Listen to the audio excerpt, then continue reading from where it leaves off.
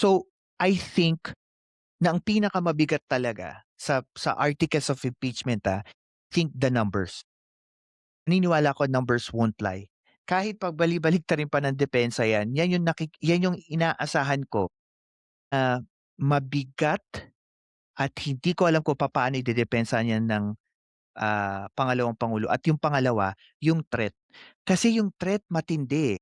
And I think na kung pagbabasehan natin yung video, even yung account ng alam niyo ba na ang NBI, they went as, far as inimbita nila't inimbestiga yung mga reporter na naandoon sa live interview ni VP Sara Duterte nung nagte-threat siya sa presidente. And ang paliwanag nung isang reporter, I remember I was watching, I think Rappler or another entity, media entity, parang sinabi nung reporter na naandoon, sinabi hindi lang isang beses, twice or thrice yata sa magkakaibang panahon nung live interview, tine-threat niya talaga ng todo yoong presidente and the first family. And then, additional pa nito, ito is the NBI was saying na meron talaga silang lead that there was people or entity or group of people na kinausap ng ikalawang pangulo about assassinating the president. I think that too will stand by itself. Kahit wala na yung kay Madriaga, kasi kay Madriaga ang dami kasing loophole, eh.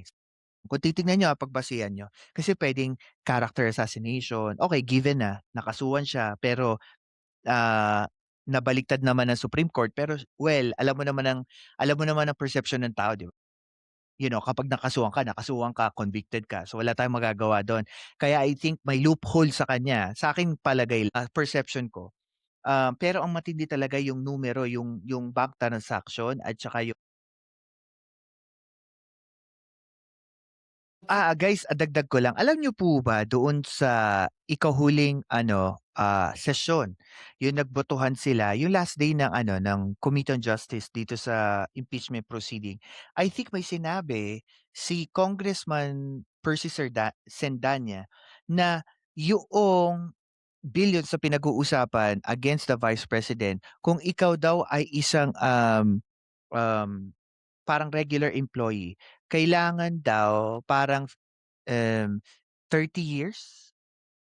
30 years or 30 lifetime years, parang gano'n, na kailangan magtrabaho ka para magtrabaho or mamatay ka ta's mabuhay ka ulit para accumulate mo as one person yoong perang pinag-uusapan ng mga billions ng Vice President. Sorry, I just remember it, parang pahapyaw lang, pero naalala ko there is a computation for how many years, 16 or within 16 to 20 years if I'm not mistaken. Abot pa ng 20 years or 18 years if I'm not mistaken, para lang malaman natin yung totoong numero. Pero nakakatakot kasi ibig sabihin pala nun, yung mga corrupt nating mga officials, may kaparaanan para itago kung totoo mang meron silang yaman na hindi nila maipaliwanag. Totoo yan.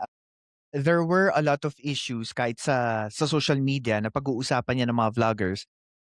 They are telling yung mga senator judges na especially yung mga alay ng Duterte na mag-inhibit or hindi dumalo sa proseso ng impeachment trial kay VP Sara 'pag ito'y naiakyat na. Ako, opinyon ko diyan the same as Congressman Terry Ridon, dapat hindi, sumali sila kasi mandato nila 'yan bilang senador. Sa akin kahit alam mo na bias yung isang senador, kailangan pa rin ituloy ito, magkaroon pa rin ng fair and just, treatment. Sino pa 'yan? Kasi kahit si PBBM for instance ang nakaupo diyan at isasalang for impeachment, I don't care. Dapat lahat bumoto. Kasi trabaho nila 'yan, bilang isang senador at binabayaran sila to do their mandate as a senator, 'di ba? 'Yun nga lang, sabi ko nga sa inyo, kahit sabi nga ni Congressman Terry Ridon, there's a lot of question na kailangan sagutin ni VP Sara kasi hindi niya 'yun sinagot or hindi niya hinarap 'yun sa Kamara. And naniniwala ako that Senate trial would be the best place para marinig ng taong bayan kung ano ang paliwanag ng depensa pagdating dito sa mga numero na Sabi nga niya 4.4 billion eh. Kahit sinong normal na tao would never even understand gaano kalaki yung 4.4 billion pesos. I doubt siguro sa mga listeners ko, meron na kayo nahahawakan kahit 1 billion pesos sa kamay ninyo? Or kung meron man, let me know. Kasi ako, I never even thought about like, holding that much money. Kahit nga 1 million eh, 'di ba? Nalulula na ako, billion pa kaya? So, that is a lot to handle for me, bilang ordinaryong tao. Ako, si Densable TV 2.0 at ito ang Pilcast kung saan ang katotohanan ay walang takot na sinasabi. Like, share, and subscribe na